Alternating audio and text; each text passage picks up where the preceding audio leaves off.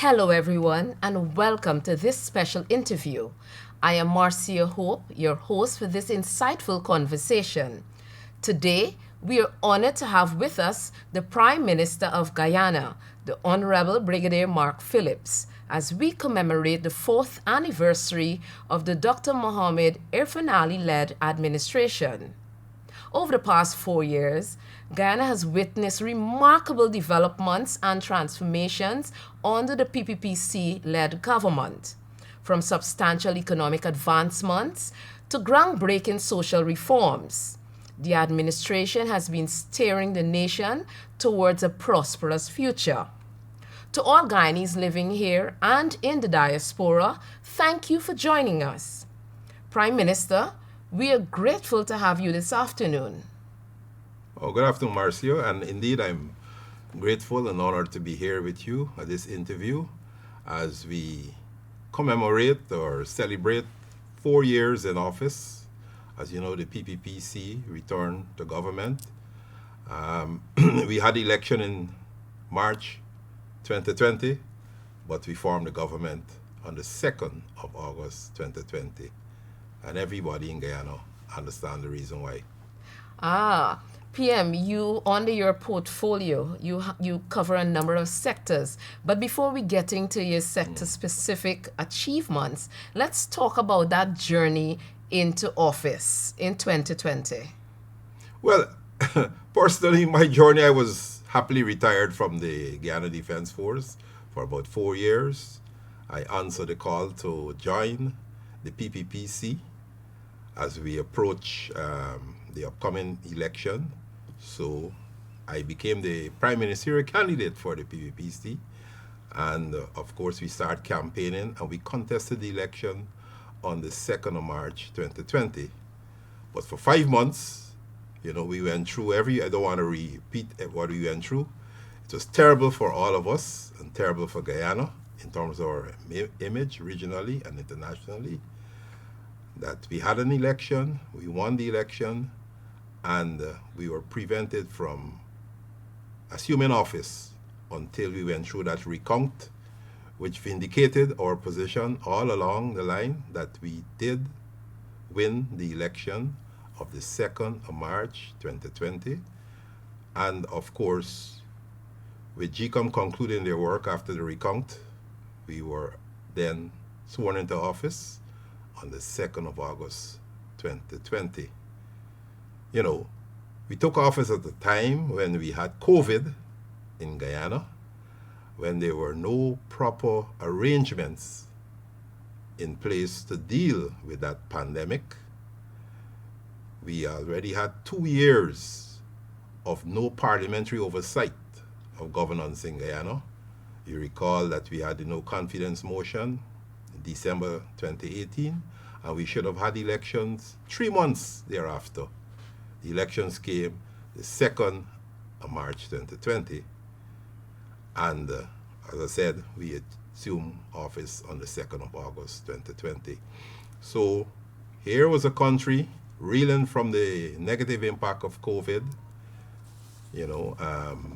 Jobs were affected, production was affected throughout Guyana, and we had to literally hit the ground running by implementing our manifesto promise to the people to re-energize the economy and get everything on a sound footing and put in place all the measures needed to deal, in a very structural manner with the negative effects of the COVID-19 pandemic.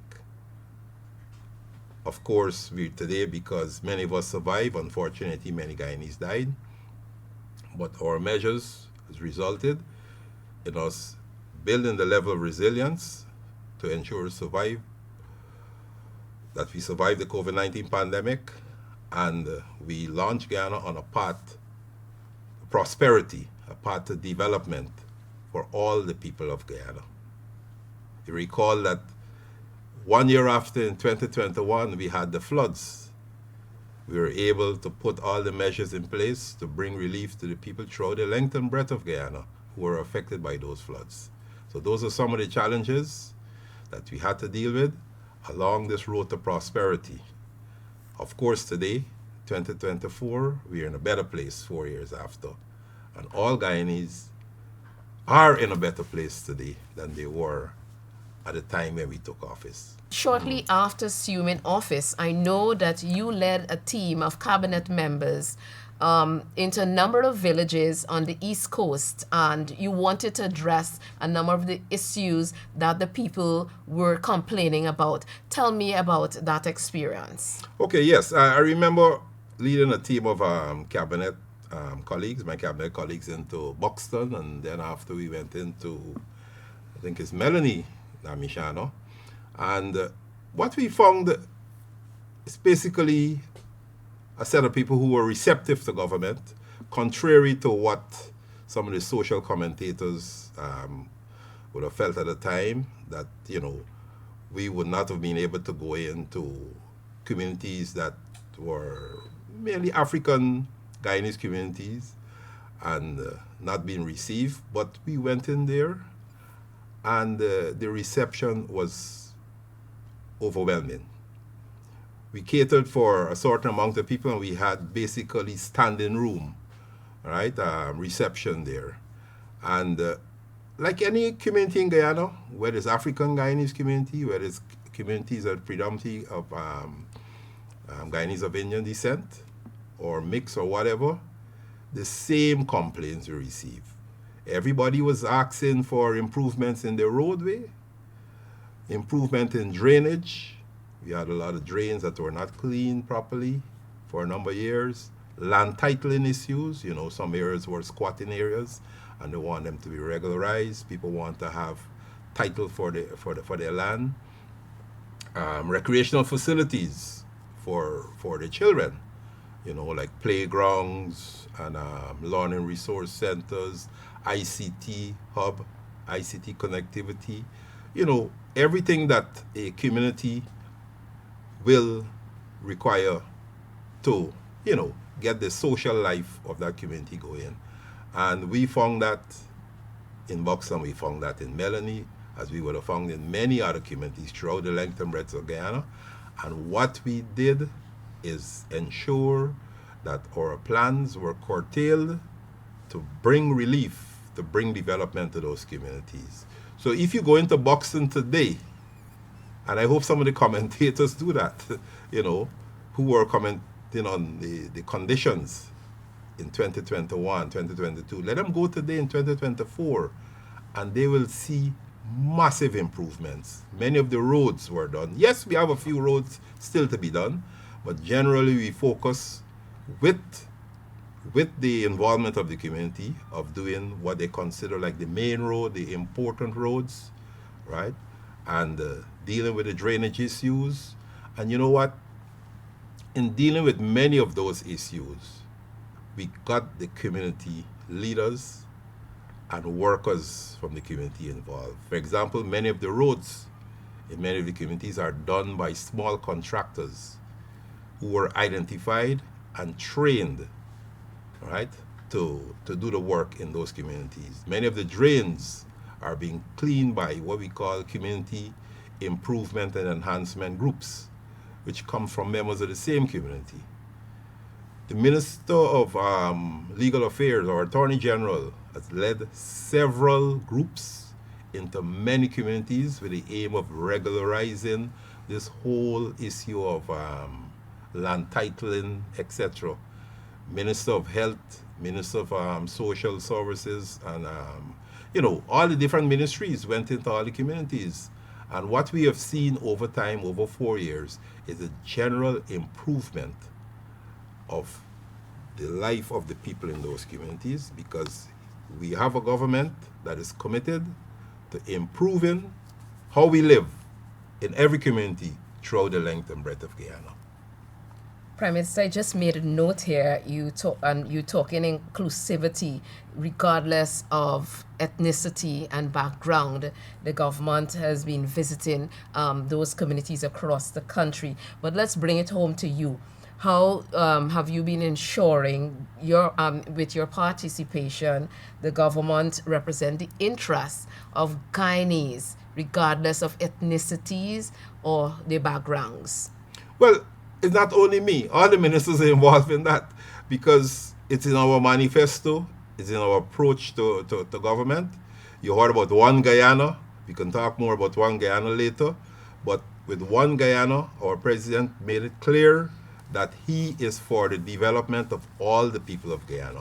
And we will bring development to all the people of Guyana. We don't care whether you voted for the opposition or you voted for us.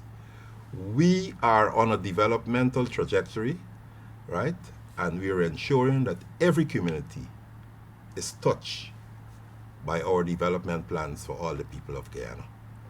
Prime Minister, I'm impressed, but I would like to know from you, how do you feel about being involved in government's decision making at the high level? Well, of course, I'm part of a team. I'm a team player. I'm here supporting our president. I have ministerial responsibility.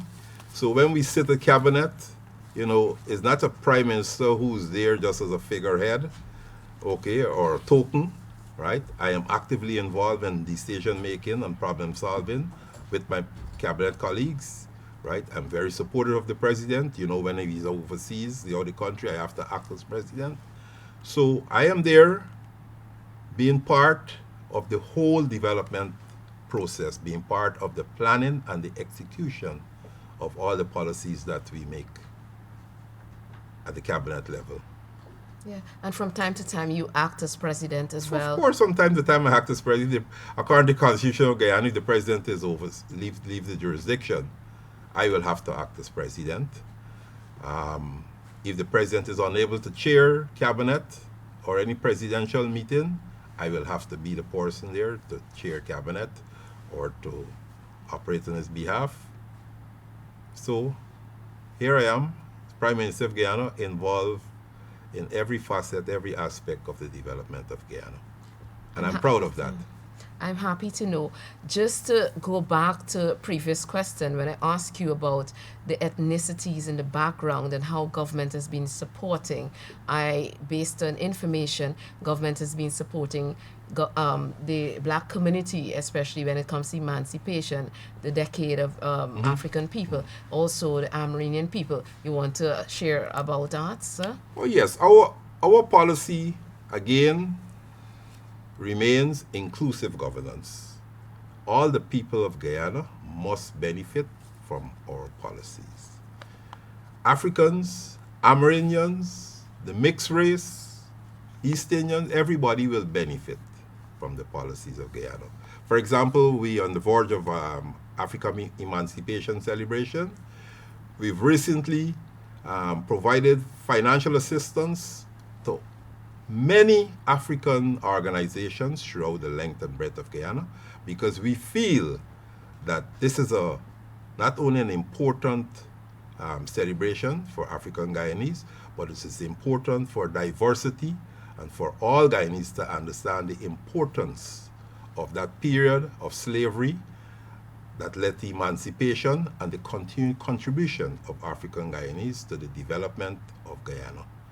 So this is not a celebration for one group, this is a celebration for all Guyanese. And what we did, and somebody called it the giving out of petty cash. This is not the giving out of petty cash, this is a serious policy implementation where we want Guyanese of African descent throughout the length of breadth of Guyana to be aware of their contribution and to celebrate not only emancipation, but their contribution to the continued development of Guyana. And we celebrated as well the decade as well, and I know there were handsome grants given out to a number of groups. You want to share with us? Yes, of course, the International Decade of People of African Descent, that was mandated by the United Nations, and we have a local chapter. When we assumed office, we weren't too happy with the manner in which the present Ipadaji was dealing with issues, and we decided that we want a more transparent approach, we want a more inclusive approach. And that is what led to us ensuring that the annual disbursement of funds that normally would have gone to Ipadagy, some $100 million every month, we ensure that it goes to all the different African organizations and groups in Guyana to support whatever projects and programs that they would have designed to improve the lot of the African Guyanese throughout the length and breadth of Guyana. All right. Our Prime Minister, we're now going to delve into the sector-specific achievements and under your tenure. And we're going to discuss some of the challenges faced and, of course, the achievements. First of all, I want us to discuss the liberalization of the telecommunications sector. Based on history, the legislation was passed for the sector to be liberalized, but for some reason it was not enacted after a very long period. But upon assuming office, you immediately took action. You want to take us through what kept that inaction from happening? Well, I am unable to tell you what kept that inaction from happening, but what I can tell you is that it was a manifesto promise of the PPPC government that once elected, we would have, as early as possible, liberalized the telecommunications sector. And we assumed office on the 2nd of August 2020, and on the 5th of October 2020, I signed the commencement order that effectively liberalized the telecommunications sector. It means that anyone who wants to invest in that sector, right, they can come forward and they could make their application. They have to go through a due diligence process in keeping with the regulations. Okay, so there's no monopoly there in the telecommunications sector. What has happened since then? Since then, there's been an improvement in the service for all Guyanese. But the mere act of just signing the commencement order liberalizing the telecommunications sector promoted the competition among the providers in the sectors. It also led to new providers coming on board, and that has led to improvement in the service. Every Guyanese will tell you that they're paying less for the same bandwidth, for example, now in operating their telephone, their internet, and etc. Okay, there's been expansion in the infrastructure, right? So Guyanese outside of Georgetown and other areas of the coastland have better service because the competition that was caused as a result of the liberalization has led to the service providers working hard over time to expand their infrastructure and provide better service to the people of Guyana, especially along the coastline, because 90% of the people live on the coastline of Guyana. Yeah. All right, Prime Minister, we're going to talk about alleviating the constant blackouts. And previously, you would have mentioned that the previous administration did not undertake any necessary investment in the Guyana Power and Light Company. And I would want you to share with me what your government, under your leadership, would have done to alleviate the blackouts that we have been faced with in the past. Well, a lot of the blackout is linked to the transmission and distribution system. We're working over time on fixing the existing transmission and distribution system, while we are also building out a new transmission and distribution system. On the other hand, there's been, since we assumed office, due to our economic policies, there's been tremendous growth in all sectors of Guyana that demands electrical energy. There's been growth in the housing development sector. There's been growth in the industrial sector. We're building new roads. We're building new hospitals. You name it. New schools. And all these activities and development are demanding increased electricity. So we have to provide electricity for them. We've had a long dry season, right? Well, the El Nino phenomenon. Many people who never had ACs before install ACs in their homes. Okay, there's an increase in people purchasing fans, and generally there's been an increase in the demand for electricity. So, in the immediate to short term, we had to increase the capacity from 2021 to now. We have increased the capacity for power generation by some 120 megawatts in Guyana.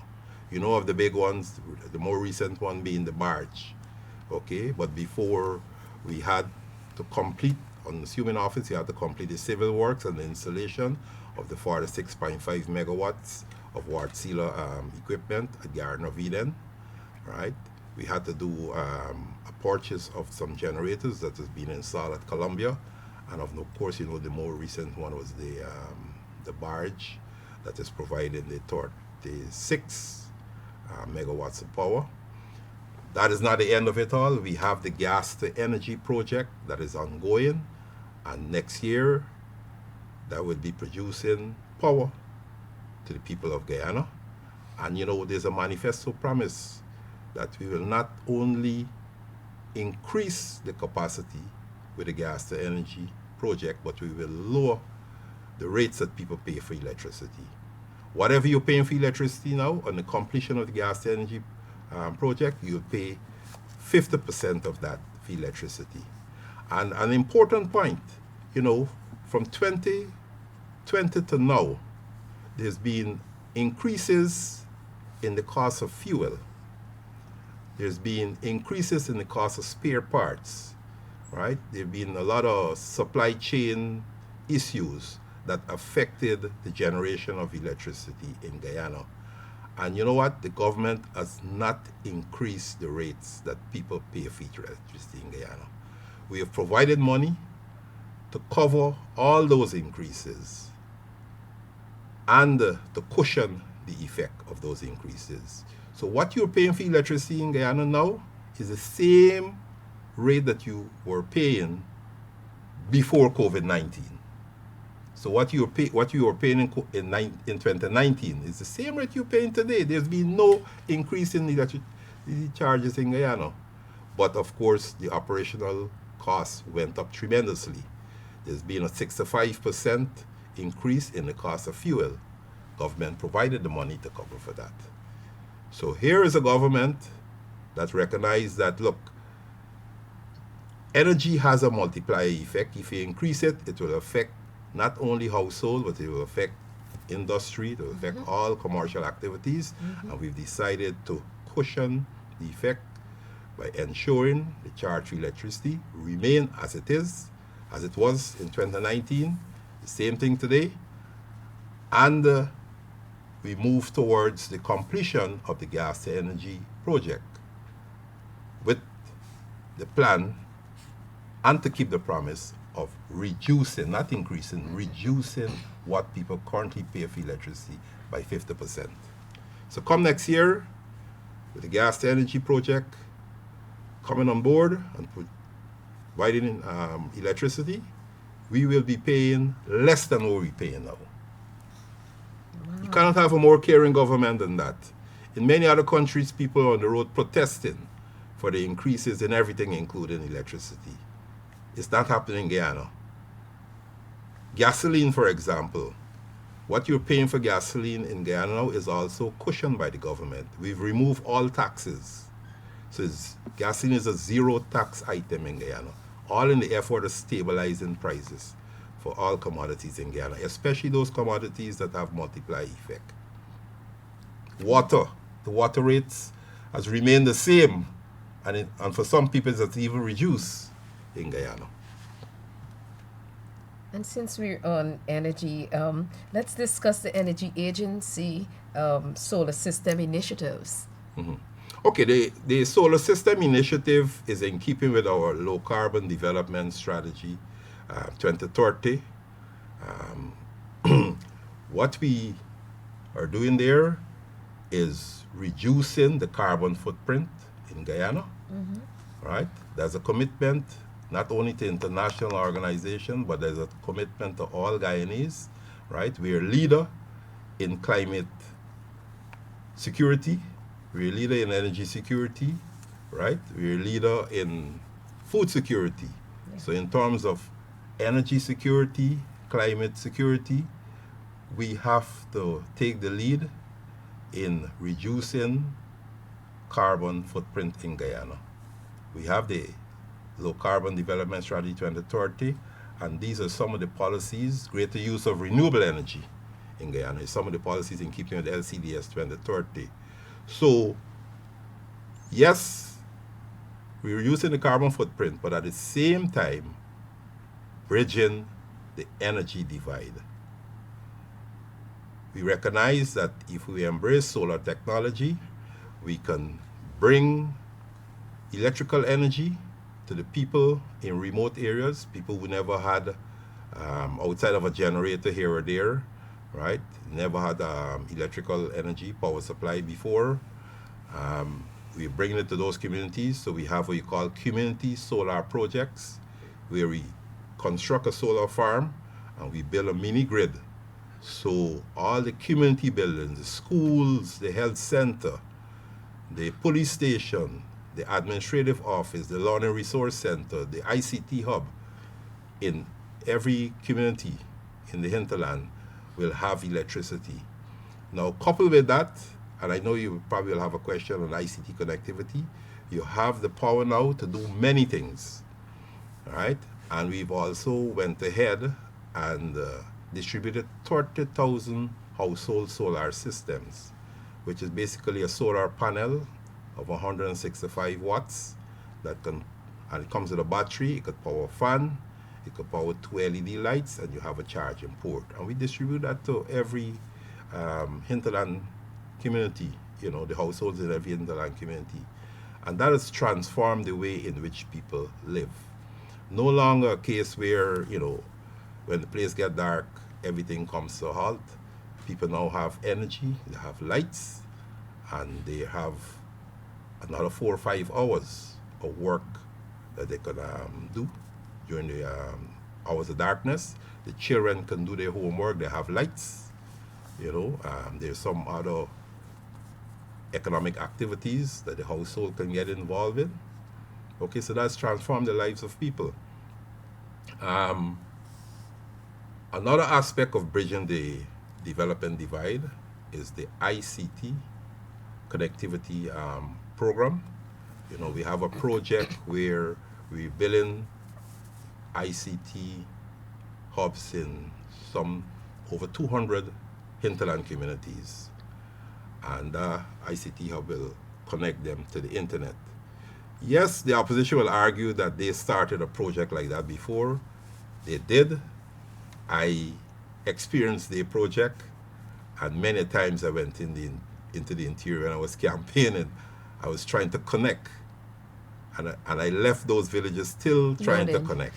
Now when you go to those villages, you connect and you're connected, because we have the ICT connectivity project with the expanded bandwidth. We've recently purchased some Starlink devices that we're installing in all these communities, okay? And with the expanded bandwidth, there's so many things that they can do. It means that people now in their communities can enjoy better internet connection, be better integrated with what is happening in the rest of Guyana and in the rest of the world, right? Those who would have signed up for the Guyana Online Academy of Learning scholarship program, they now can access their study material. They can join classes from wherever they're located in the hinterland in Guyana. Telemedicine. The health professionals in those communities can now utilize the internet and connect with specialists in Georgetown and be better able to deliver health care at a higher level to the people in their community. There's so many possibilities. I mean, business, you know, economic activities has transformed in those communities by the energy projects, which is the solar project, and the ICT connectivity project. So indeed, the government is bridging that divide between the coast and the hinterland, Yes. and the people indeed are seeing an improved standard of living for themselves. Because recently, I witnessed you going into the interior and interfacing with them, Yes. and they themselves were thanking you profusely for all the initiatives that your sectors have been implementing to enhance the lives, Prime Minister. So that's indeed something great. And I'm happy to hear about the gold program people being able to access, because I heard complaints from residents about being unable to complete their degrees Yes. because of the slow internet, and because of what you would have engineered by virtue of through the NDMA. They can now be connected and complete their degrees as well, and even telemedicine that's connecting all the sectors together as well. So it's not only that you just place these Starlink devices, these high power devices, but it's also supporting a whole of government approach, if I understand, where health is supported, education is supported, and all the various sectors that need ICT to support the services in the hinterland. Exactly. A whole of government approach is engendered by this ICT connectivity, and we hope to connect all those hinterland areas by December this year with the Starlink high-speed internet device. Okay. All right. PM, I want to ask you a question. There have been a lot of chatter in social media by commentators, by cynics, about the use of the One Guyana mantra of the government. And some people feel it's deviating and it's taken away from the motto of Guyana, which is one people, one nation, one destiny. Is there really an argument here? Is there really an issue here, PM? I would love to know Well, from the government standpoint. one Guyana, one Guyana mantra. The motto of Guyana is one people, one nation, one destiny. Only the people of Guyana can change the motto. We have not changed the motto.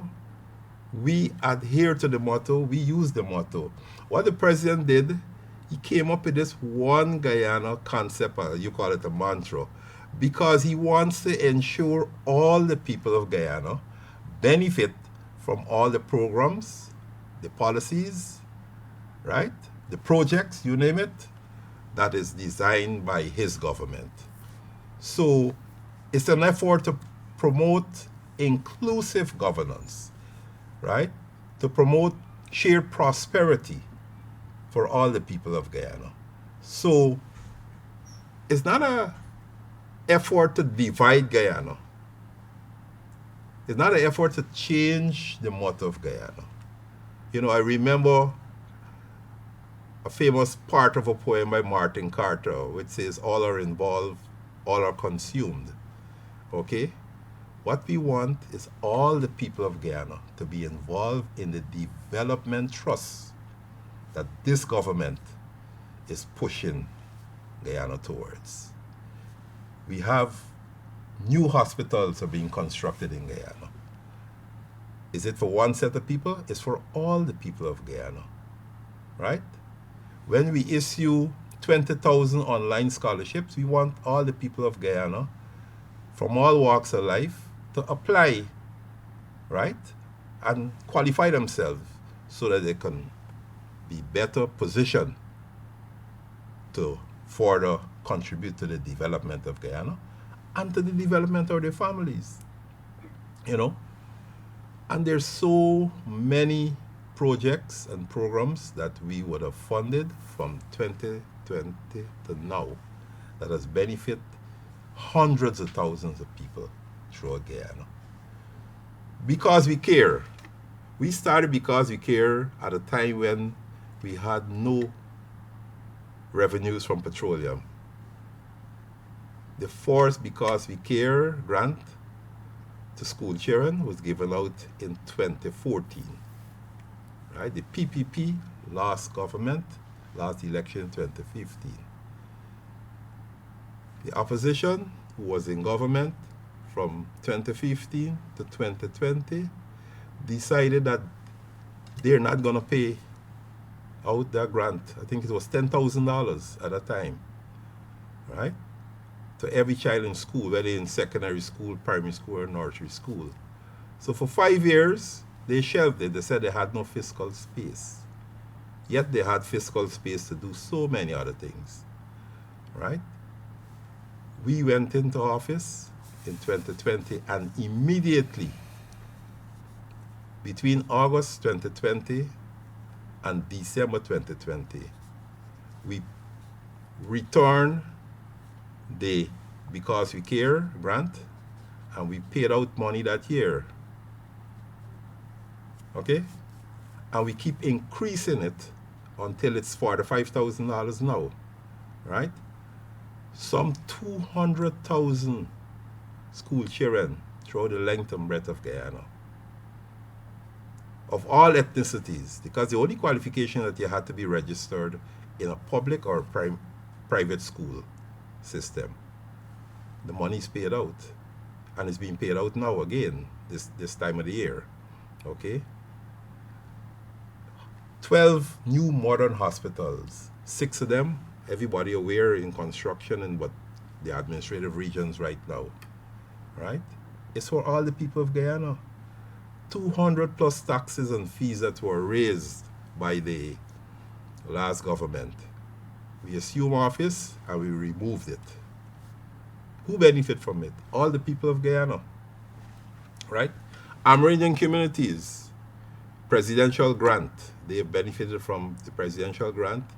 They have the money that they got from the sale of carbon credits, $4.7 billion, funding some 800 projects in all the different Amerindian villages of Guyana, right? So all the people of Guyana are benefiting from all the programs and policies of this government.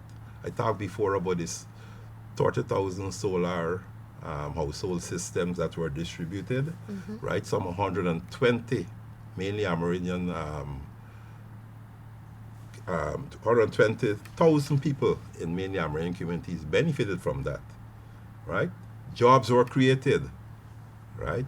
Over 60,000 jobs were created. Public assistance given out, right? Restoration of the 1 month bonus to the joint services of Guyana. Yes. That was stopped by the last administration. What they said? They said it was a bribe.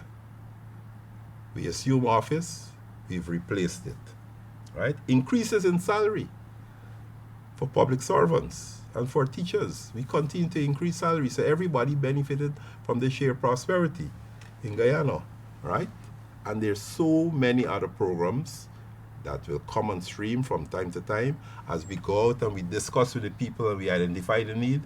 You know, we go back to the drawing board. For example, you have the the I Care for school children and pensioners, right? That is ongoing, and that came from presidential and ministerial outreaches where people recognize and share their concern that these are things that they want us to do, right? They have the cervical cancer testing program, yes, where these vouchers are given out. Yeah, I got okay. One. Huh? You got one.